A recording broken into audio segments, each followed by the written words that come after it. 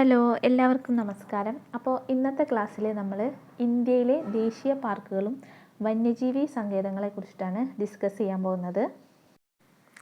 ഇന്ത്യയിലെ ആദ്യത്തെ ദേശീയ പാർക്ക് ഏതാണെന്ന് വെച്ച് കഴിഞ്ഞാൽ ജിം കോർബറ്റ് നാഷണൽ പാർക്കാണ്. അപ്പോൾ ഇതിൻ്റെ വർഷം 1936 ജിം കോർബറ്റ് നാഷണൽ പാർക്ക് നിലവിൽ വന്നത്. ഇന്ത്യയിലെ ആദ്യത്തേതും അതുപോലെ തന്നെ ഏറ്റവും പഴക്കമുള്ള ദേശീയ പാർക്കും ജിം കോർബറ്റ് നാഷണൽ പാർക്കാണ്. ഇതിൻ്റെ ആദ്യത്തെ പേര് ഹെയ്ലി രാംഗംഗ എന്നൊക്കെ അറിയപ്പെടുന്ന നാഷണൽ പാർക്ക് ഏതാണെന്ന് വെച്ച് കഴിഞ്ഞാൽ ഈ നാഷണൽ പാർക്ക് തന്നെയാണ് രണ്ട് പേരിലും അറിയപ്പെടുന്നത്. 1957 ഹെയ്ലി നാഷണൽ പാർക്ക് എന്താക്കി മാറ്റിയത്, ജിം കോർബറ്റ് എന്ന പേരിലാക്കി മാറ്റിയത്. അത് എവിടെയാണ് ജിം കോർബറ്റ് നാഷണൽ പാർക്ക്? ഉത്തരാഖണ്ഡിലാണ് സ്ഥിതി ചെയ്യുന്നത്. ഇന്ത്യയിൽ ആദ്യമായിട്ട് കടുവ സംരക്ഷണ പദ്ധതി നിലവിൽ വന്നത് ഈ നാഷണൽ പാർക്കിലാണ്.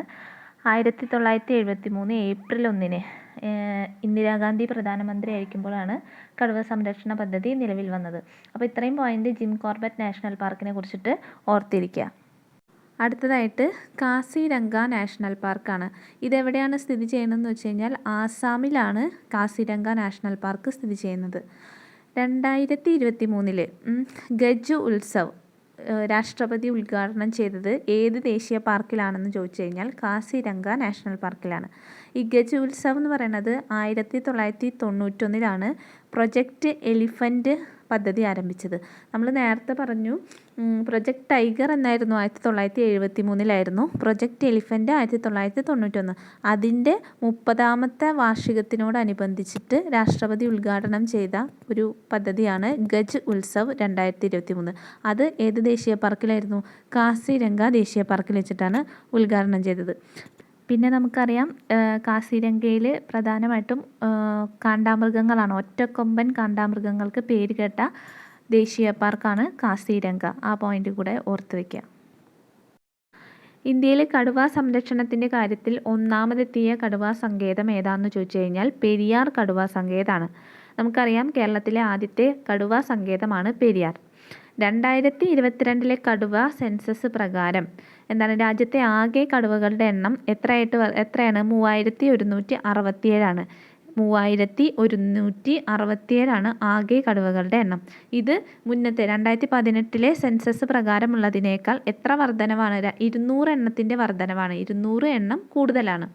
അതുപോലെ തന്നെ കേരളം ഉൾപ്പെടെയുള്ള 6 സംസ്ഥാനം പശ്ചിമഘട്ട മേഖലയിലുള്ള കടുവകളുടെ എണ്ണം കുറഞ്ഞു വരുന്നു എന്നുള്ള റിപ്പോർട്ടാണ് കിട്ടിയിട്ടുള്ളത്. അതുപോലെ കേരളത്തിലെ പെരിയാർ സങ്കേതത്തിൽ കടുവകളുടെ എണ്ണം കൂടി.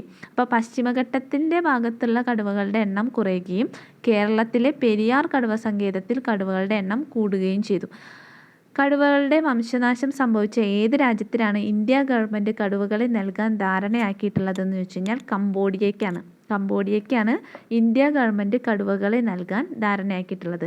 ഇന്ത്യയിലെ ആദ്യത്തെ കടുവ സംരക്ഷണ പദ്ധതി നമ്മൾ നേരത്തെ പറഞ്ഞു ജിം കോർബറ്റ് നാഷണൽ പാർക്കിലാണ് നിലവിൽ വന്നതെന്ന് പറഞ്ഞു. ആ പോയിന്റ് ഒന്നും കൂടെ ഓർക്കുക.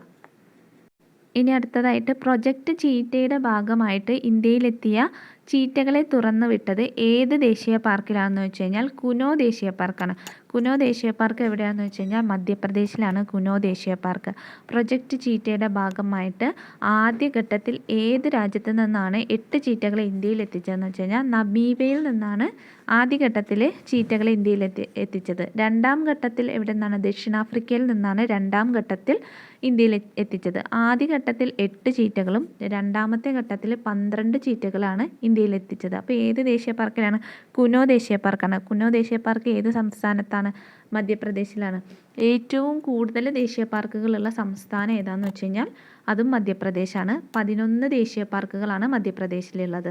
ഏറ്റവും കൂടുതൽ ദേശീയ പാർക്കുള്ള കേന്ദ്രഭരണ പ്രദേശം ഏതാണെന്ന് വെച്ച് കഴിഞ്ഞാൽ ആൻഡമാനാണ്.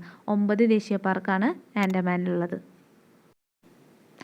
ഇന്ത്യയിലെ ഏറ്റവും വലിയ നാഷണൽ പാർക്ക് ഏതാണെന്ന് വെച്ച് കഴിഞ്ഞാൽ ഹെമിസ് നാഷണൽ പാർക്കാണ്. ഏതാണ് ഹെമിസ് നാഷണൽ പാർക്ക്? എവിടെയാണ്? ലഡാക്കിലാണ് ഹെമിസ് നാഷണൽ പാർക്ക്. ഇതാണ് ഇന്ത്യയിലെ ഏറ്റവും ഉയരത്തിലുള്ള ദേശീയ പാർക്ക്. ഇവിടെ സംരക്ഷിക്കുന്ന ഹിമപ്പുലികളുടെ സംരക്ഷണത്തിനായിട്ടുള്ള ഏക ദേശീയ പാർക്ക് കൂടിയിട്ടാണ് ഹെമിസ് നാഷണൽ പാർക്ക്. അതുപോലെ ഇന്ത്യയിലെ ഏറ്റവും ഒടുവിൽ ലാസ്റ്റ് പ്രഖ്യാപിച്ച ദേശീയ പാർക്ക് അതെന്ന് വെച്ച് കഴിഞ്ഞാൽ റെയ്മോന ദേശീയ പാർക്കാണ്. അപ്പോൾ ഇന്നത്തെ ക്ലാസ്സിൽ ഇത്ര പോയിൻറ്റ്സ് എല്ലാവരും നോട്ട് ചെയ്ത് വയ്ക്കുക. Thank you.